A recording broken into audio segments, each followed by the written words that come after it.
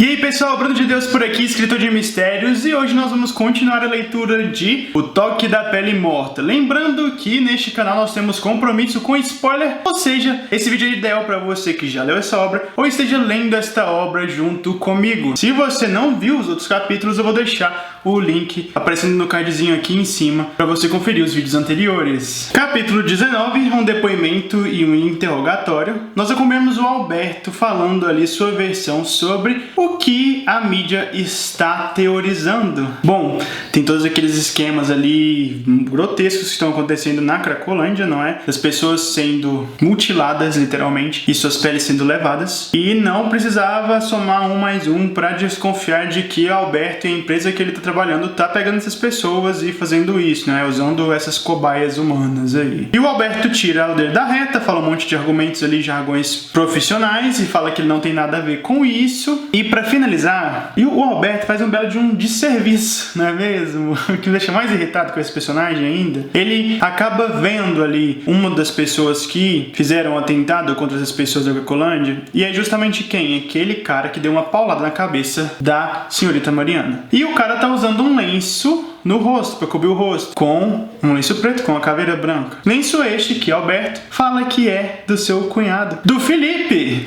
Sim, graças à língua grande de Alberto, mais uma vez, em fazendo as pessoas se enrascarem, não bastava o acidente que o pai do seu marido e de Felipe acabou se envolvendo porque ele abriu a boca falando sobre o show, agora ele abre a boca falando sobre Felipe, o que faz com que a polícia vá atrás dele e age de maneira muito revoltante contra esse menino, que só apanha nesse livro, gente. Os policiais começam a jogar ali e a debater com ele, falando que ele precisa ir para a delegacia, e se usam do argumento de que ele estava sendo deseducado, não é? Desacatando os policiais, sendo que ele não fez nada demais, obrigando ele a ir se depor e ver ali o lenço e falar que, cara, não fui eu que fiz isso, por que eu machucaria minha própria namorada? Vocês estão loucos? Vocês não lembram de que na semana passada, dias atrás, aliás, aconteceu aquele atentado no meu estúdio de tatuagem e vocês foram lá averiguar e um cara roubou meu lenço? Aí o policial fala assim: ah, meu querido, mas você não fez boletim de ocorrência, você não quis falar sobre isso, então,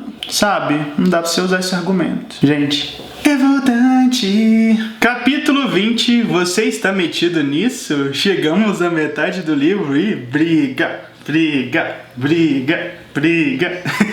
Pessoal, aqui temos uma grande exposição, já que Felipe contou para Mariana tudo o que aconteceu lá quando ele foi depor na polícia, o motivo por qual ele foi chegar ali. A questão de que Alberto, seu cunhado, foi o responsável por ligar ele ao atentado contra sua própria namorada. Mariana entra em contato com Jaime para expor marido de Jaime e falar para ele que o amiguinho de infância dele, sim, o agressor que invadiu o estúdio de Felipe e bateu nele de graça, está por trás dos atentados que estão acontecendo lá na Cracolândia. E Jaime termina esse capítulo perguntando justamente se seu marido está envolvido com todas essas coisas extramanhas horríveis que estão acontecendo por lá, e eu voto sim, porque Alberto definitivamente é um cara que é meu suspeito, eu não gosto dele não. Ele tá escondendo coisas, ele tá escondendo o jogo e já se provou um cuzão, um verdadeiro cuzão, mano, na moral. Cara, como que você faz isso? Como você defende um neonazista em vez de defender o seu próprio cunhado?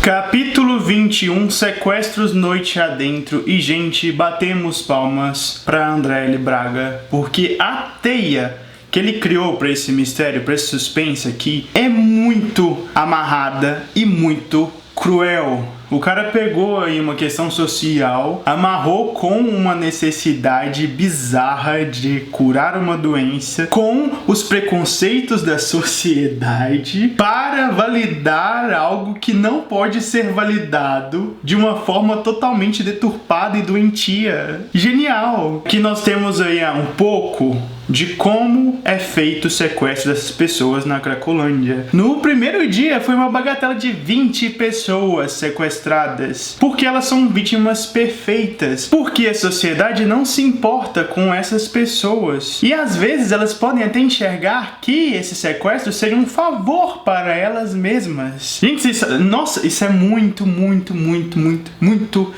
profundo. E o que é mais assustador é que é totalmente plausível de se acontecer no mundo real. É assustador. Capítulo Capítulo 22, a pesquisa pelo progresso, e a gente conhece um pouco mais sobre a instalação onde as pessoas estão sendo levadas para serem usadas como cobaias humanas. Um lugar de luxo, um lugar rico, um lugar de alta tecnologia, onde as coisas estão acontecendo, então nada tira da minha cabeça que é justamente a empresa onde o Alberto trabalha e que o pesquisador, que a gente não sabe o nome, mas que aparece aqui conversando com um dos seus assistentes, é de fato o Alberto. Eis a minha suspeita, eis a questão, que eu tô quase colocando mão no fogo, né, mas lei de suspense a gente não coloca mão no fogo por ninguém. Tanto que tem ali algumas referências àquela entrevista que o Alberto participou há um tempo atrás, falando com aqueles dois babacas ali. Parece que ele comprou o jogo daquelas pessoas e começou a fazer aquilo rolar. Ou será que foi uma pessoa que ouviu aquela conversa dos dois lá dentro daquele podcast que se inspirou a fazer isso? Tanto que um dos argumentos que ele fala é que as pessoas que foram sequestradas estão melhores lá dentro servindo como cobaias do que lá fora sendo viciados em drogas e jogados na rua e a mercê do que é de mais ruim na sociedade. E a gente acaba vendo que a pesquisa sim está avançando. Eles até conseguiram fazer com que um paciente especial conseguisse regenerar partes das células, mas ainda não obtiveram ali um resultado muito bom, porque teve algumas questões ali que foram pro lado negativo do rolê. Eles estão ali muito felizes com o avanço da pesquisa, apesar dos pesares, o que indica que eles vão precisar fazer mais testes e aumentar a dose ali daquela bactéria que causa hanseníase dentro do corpo das pessoas, sendo que 2 pacientes acabaram aí, um deles morreu e o outro ficou com sérios problemas neurológicos porque acabaram contraindo a doença. Eu acredito, confesso a vocês que eu fiquei meio confuso, que tem muito jargão médico aqui dentro desse capítulo, mas eu acho que além das pessoas que têm a hanseníase, também tem alguns idosos que foram presos ali dentro dessa instituição. E no final a gente acaba tendo ali uma cena onde uma das cobaias puxa os fones de ouvido que esse médico acaba usando, porque no começo do capítulo a gente acaba descobrindo que lá nessa parte onde as pesquisas são feitas é um lugar muito barulhento. Eu pensava que é barulhento por conta das máquinas, dos maquinários, mas aqui a gente descobre que não. No final do capítulo a gente descobre que é barulhento porque as cobaias estão gritando, pedindo por socorro e por conta da dor que elas estão sentindo. Gente, sério. Capítulo 23, que se chama A Morte Triunfa, sobre esse longo capítulo. Aí você já começa a leitura desse capítulo com o si na mão, porque você tem medo de que uma verdadeira chacina seja feita pelo autor. E, gente, foi longo mesmo, viu? 50 minutos lendo esse capítulo de acordo com o meu Kindle. Mas eu nem vi passar. Foi tão fluido que eu me peguei no final e pensando assim, gente, que? Já passou esse tudo de tempo? E realmente tinha passado, mas foi muito legal de se ler isso. Porque nesse capítulo, pessoal, a gente tem uma porrada de revelações.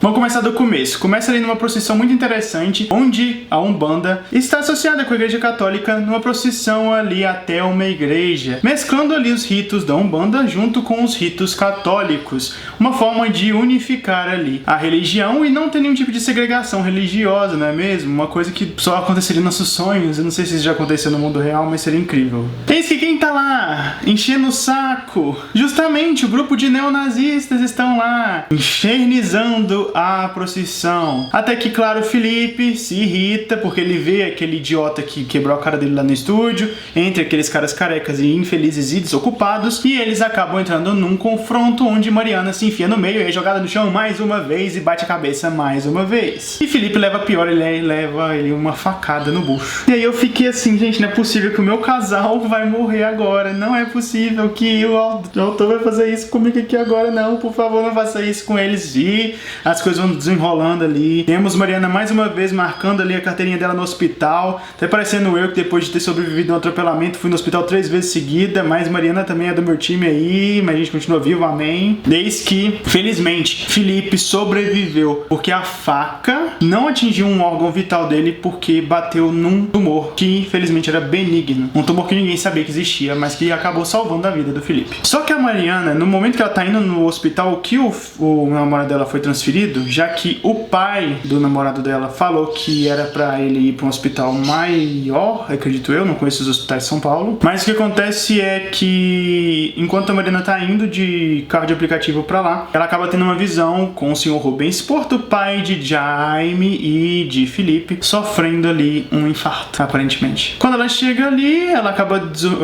descobrindo que o namorado dela tá bem, ela até vê o namorado dela tranquilo ali, e a notícia chega de que realmente através de Alberto, né, o pai de Jaime e do Sr. Felipe sofreu um infarto. Não só isso, no momento que o médico falou que Felipe precisaria de uma transfusão de sangue, descobrimos que o Felipe tem sangue AB, o Jaime tem tipo B e o pai dos dois tem tipo O. Eis que então se consolida o fato de que Felipe não é o filho de seu pai. Suspeita que foi levantada nos capítulos anteriores, se vocês se recordam. Sim, Felipe é fruto de aparentemente uma traição, ou se não, de um evento raro que acontece como se fosse ali você ganhar uma loteria para os dois pais ali de tipo sanguíneo diferente dando um filho AB. Aí é que entra todo o passado dessa família. Quando os dois ainda eram crianças, estavam naquele sítio, depois de confrontar ali a esposa, ao descobrir que o tipo sanguíneo de Felipe era diferenciado. Gente, e Felipe é a pessoa mais azarada que existe na face dessa terra, porque antes de ele passar por todo aquele acidente que causou a marca, a cicatriz de queimadura dele no pescoço, ele acabou também sofrendo um acidente de carro muito grave, onde ele acabou saindo vivo, porque ele também é muito sortudo, se a gente for levar em consideração isso, só que o tio dele acabou falecendo. Foi um choque contra um caminhão de cana. Sério, doideira. Nesse evento acabaram descobrindo os tipos sanguíneos do Felipe, o que causou a briga entre os pais dos dois irmãos, que são protagonistas dessa história, não é? E o Felipe sempre ouvia as brigas entre os seus pais, então aqui a gente tem um ponto de partida do motivo por trás do Felipe ter essa rixa tão grande com o pai dele, que culmina no aparente suicídio da sua mãe, num evento de família que acontece lá no sítio, no bendito sítio, ou aliás, maldito sítio, onde tanta treta já aconteceu. A mulher pega um barquinho pra passear no lago, aparentemente, eis que de repente ninguém consegue mais ver ela em cima do barco, ou seja, a mulher ou caiu ou pulou. Felipe culpa o seu pai pelo suicídio da sua mãe, e é por esse motivo que eles nunca deram certo. A coisa explodiu mesmo quando ele tinha 19 anos e acabou ali tendo uma briga com o pai, que falou que já passou da hora dele sair de casa, e ele acabou, né, porque ele tinha bebido bastante, falando que já tava na hora mesmo e foi embora, sem olhar pra trás, e brigou com o pai, e eles demoraram anos pra voltar a conversar, mas nunca voltou a ser aquela relação de fato. Eis que o senhor pai de Felipe e de Jaime recebe alta do hospital e volta para o sítio, onde ele passaria o resto da sua velhice. Entretanto, depois de algumas semanas, onde ele sempre perguntava pelo seu filho, que estava no hospital se recuperando da facada, ele acaba falecendo por conta de um outro infarto. O final desse capítulo é uma cena muito triste, muito marcante também, porque o pai, né, dos dois, o Rubem Porto, a última coisa que ele viu quando ele estava ali prestes a falecer foi o seu filho, Felipe, entrando no quarto do hospital. E os dois nunca puderam ali conversar e, né, resolverem suas questões. Afinal de contas, o pai deles acabou falecendo antes dessa resolução. Não só isso também, né, a urgência da cura do Alzheimer também acabou, já que infelizmente não foi, nem que seja felizmente ou infelizmente, mas ao invés do Alzheimer ter ceifado a vida do Rubens Porto, foi um infarto. Gente, muita coisa aconteceu nesse capítulo. Eu tô até meio sem fôlego. Capítulo 24, o sepultamento do Dr. Rubens Porto. Capítulo curtinho, só falando pra gente alguns detalhes quanto ao funeral do pai do Jaime e do Felipe. O fato de poucas pessoas terem ido e muitas delas darem ali uma desculpa pra não presenciarem este evento. Afinal de contas, a gente sabe que o senhor Rubens Porto não foi uma pessoa assim tão querida, não é tão legal assim. E mesmo pro seu próprio filho, Felipe. Entretanto, Felipe está sentindo no seu coração, né, a dor de ter perdido seu pai, porque não tem como ser diferente, pessoal. Mesmo que a gente tenha uma rixa com os nossos pais, a gente ainda tem um carinho ou uma ligação inexplicável que faz a gente sofrer por isso, não é? Capítulo 25, aconselhando-se com a mãe. Nós temos ali então a conversa com a Mariana e a sua mãe de santo. Afinal de contas, da última vez que elas se encontraram, a mãe de santo acabou falando, quando teve ali um contato com o Felipe, que a situação dele estava bem complicada, e realmente estava, né, pessoal? Só dele sofrer tanto acidente assim, já sabe que o negócio dele era pesado, ele estava precisando mesmo de um descarrego. Eis então que o Felipe topa, finalmente ele topa passar por isso, mesmo que ele seja ali meio não crente, não é? Ele acaba topando e passando ali pelo descarrego dele mesmo e também do lugar onde ele estava, onde fica o seu estúdio de tatuagem.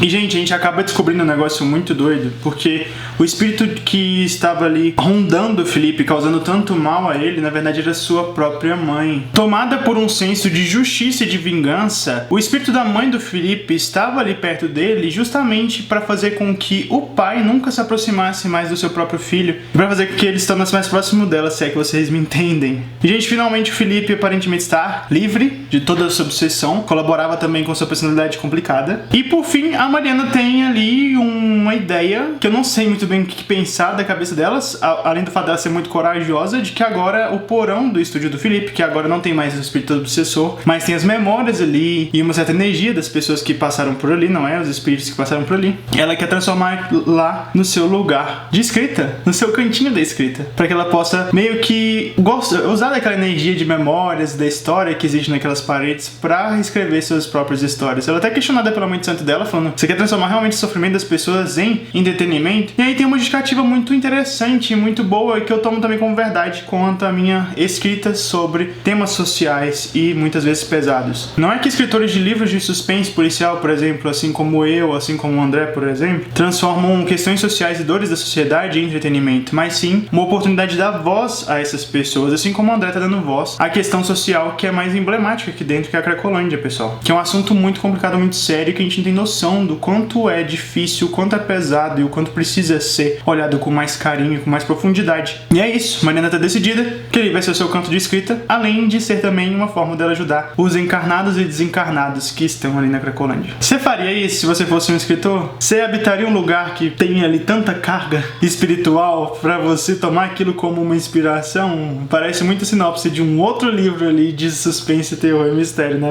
pessoal? Um autor, uma autora, no caso, Mariana, que decidiu viajar por lugares assombrados para escrever suas histórias. Capítulo 26, Justiça tarda, prende e solta. Uma analogia aí àquele negócio que justiça tarda, mas não falha, mas a gente sabe que na prática não é bem assim, né, pessoal? Ainda mais com um playboyzinho que nem o Jonathan, o líder dos skinheads, que esse é o nome que eles dão pra esse tipo de gente. E tava chamando o vídeo todo de neonazista, mas não deixa de ser também, né, gente? Vamos combinar aqui. Mostra ali nesse capítulo que o Jonathan não sofreu nenhum tipo de aversão aos atentados que ele fez, nem a tentativa de assassinato que ele cometeu contra o Felipe. Ele saiu tranquilo, a polícia nem tava nem aí. Só que ele acabou tendo um embate diretamente com a polícia, o que resultou na sua prisão. Eis então que ele é liberto por quem? Pelos seus patrocinadores, aqueles caras que dão dinheiro pra ele e pro seu grupo pra cortar as peles mortas, que não precisa mais ser cortada. Então, o que o advogado ali fala é que não vai ter mais trato entre o grupo de neonazistas do Jonathan e o hospital barra lugar onde eles fazem as pesquisas. Ele fica putinho e liga pra quem? Quem vocês acham que ele liga, gente? Pra pessoa que eu suspeitei desde o início, que eu não gostei desde o início, Alberto. Alberto, esse filho da mãe, está por trás de tudo isso. Eu sabia que ele estava por trás de tudo isso. E agora eu quero que ele pague por tudo que ele fez, porque o Jonathan tá putinho. E como ele é um sem noção, ele vai atrás dele e atrás do marido de Alberto. Caso eles não continuem com esse trelelê que eles têm. Ai, gente, sério, eu quero ver o Alberto se ferrar tanto. E é isso, pessoal. Acabamos aqui no capítulo 26 de O Toque da Pele Morta. E na próxima semana nós vamos conversar finalmente sobre o final desse livro, do capítulo 27 até o finzinho. Tá rodando bem pouco, cerca de 2 horas aí pra terminar a leitura. E a gente conversa ainda na semana que vem. Não esqueça de se inscrever no canal e deixar aí um gostei, um comentário caso você já leu esses capítulos. E vamos conversar um pouco mais sobre o que você achou dessa leitura também, beleza? Compartilhe suas teorias sobre o final dessa história.